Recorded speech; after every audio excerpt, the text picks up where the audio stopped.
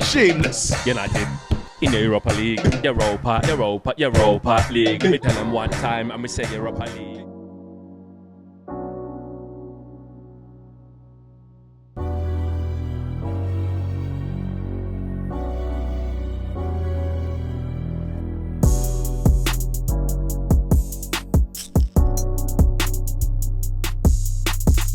What's going on, people? Welcome to United View and welcome to the home of Real Betis, the Benito Villamarin Stadium, 60,000 deep. It's a beautiful day right now.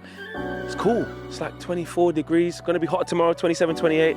But what better place to do the preview than actually in the stadium? You know what it is here on UV. We don't mess about, yeah? We don't mess about. The access is accessing. That's what we do. But there's a big game, you know what I mean? Disappointing, obviously, against Southampton. We want to get back to winning ways because although it's a different competition, it's all part of one. You know, Erik ten Hag spoke about how pleased he was with our mentality, our strength, our determination to make sure we didn't lose that game against Southampton, even though we went down to 10 men, etc., etc. But it did feel a little bit flat, which was annoying. But, you know, we didn't lose and Old Trafford's still a fortress. But different competition. We're 4-1 up. This was the immediate game after the Liverpool game last week at Old Trafford, and we got the 4 goals. What did we learn about Betis in that game? Well, we learned that, you know, if you give them, you know, silly little opportunities that they can create.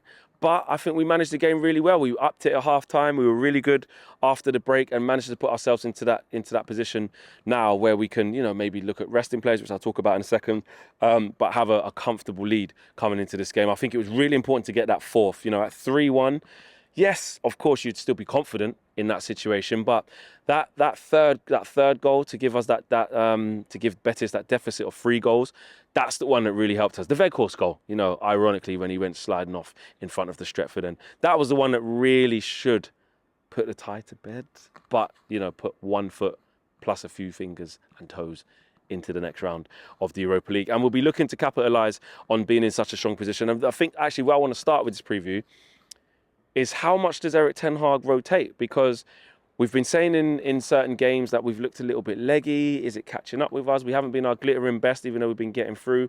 Obviously, after the Liverpool game, I know it was this game and we did well, but it still wasn't where we wanted it to be. And then Southampton happened where we had a relative control of the match. And then as soon as the red card happened, we had to expend a lot of energy. This is where I think we should be making changes, personally. I think we need to freshen up the squad.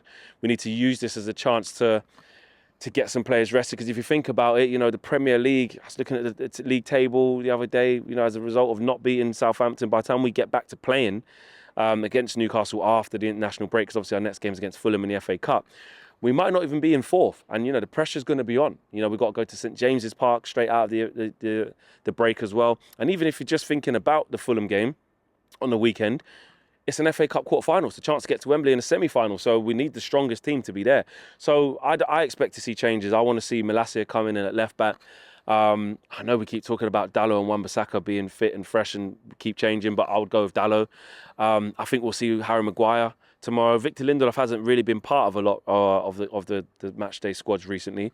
So I'll be surprised if he's just automatically in. So I think we'll probably see Maguire and Martinez play. Casemiro, man.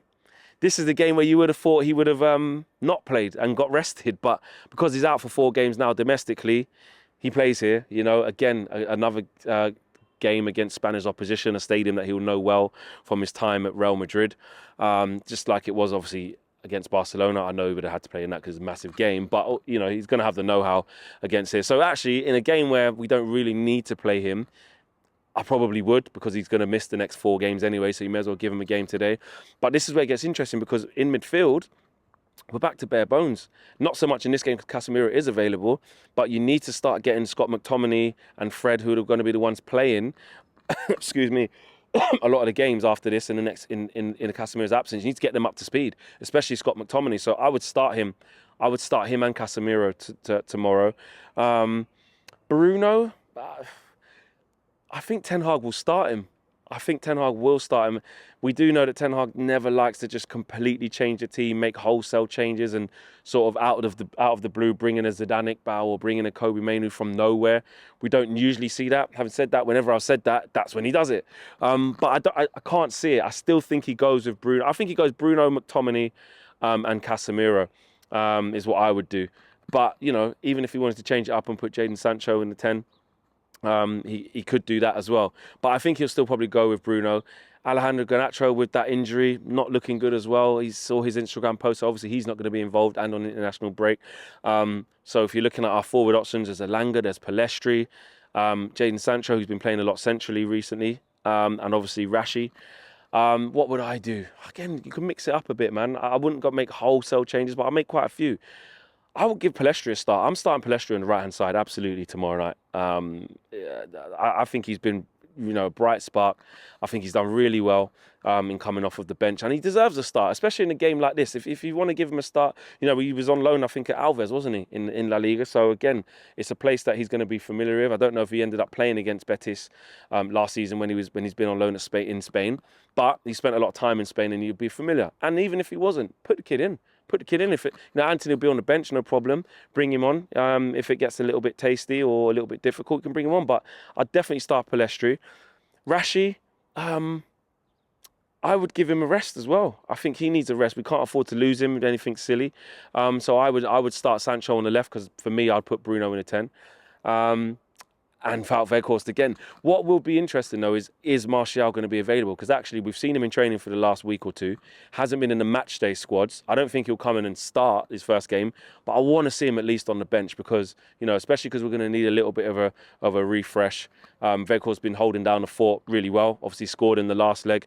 Chance for him to get more goals. Had to get taken off early as well, just before half time because of the red card to Casemiro. So, you know, he's not going to be suffering with fatigue or anything like that. So I would start him, but it'd be good to see Martial on the bench. So actually, let me go through that as a team. So I would go David. Would I go David De Gea in goal? Give Tomo a game. Give Tomo a game. Give Heaton a game, man. Give my guy Tomo a game. I would go Heaton in goal. I would go Dalot right back. Maguire and Martinez centre back. Malacia left back. Midfield pivot, or might not even be a pivot, knowing what Ten Hag's like, but I'd go Casemiro, Fred and Bruno midfield. And then up front, I would go with Sancho on the left, Weghorst up front, and Pellistri on the right-hand side. And it's a game. What I will say, though, is it will be energetic in here. You know, speaking to some of the Betis staff, they said, look, even at 4-1 down, we're going to be supporting our team just as if they were winning 4-1. You know, it will be a cauldron of noise. They're proud of their team. I was there at Old Trafford last week when I saw how many fans they brought and how loud they were. And this place is going to be absolutely rocking. So, yes, of course, losing 4-0 is unlikely. It would take an absolute master of capitulations to lose the tie from this position. But it's still going to be a really difficult evening in terms of managing the occasion, the intensity, the hostility. So we do have to be on our game. And that's why I don't think Ten Hag will just roll out, you know, sort of Kobe Mainoo, Zidane Iqbal and Pellistri, Elanga, etc., etc. I don't think he'll make changes like that. We still need the experienced players to get us through, but they need to be either on the bench or not, make sure they don't play the 90 minutes because Fulham is a big game as well. So that is my starting team. That is my predicted 11. Let me know what your predicted 11 is. Smash a like on the video. Subscribe to the channel if you are new. And if you're not dropping a like for the predicted 11 or the channel, drop a like for this place. Drop a like for that because this is absolutely beautiful. Can't wait for the game. I'm out of here. Peace.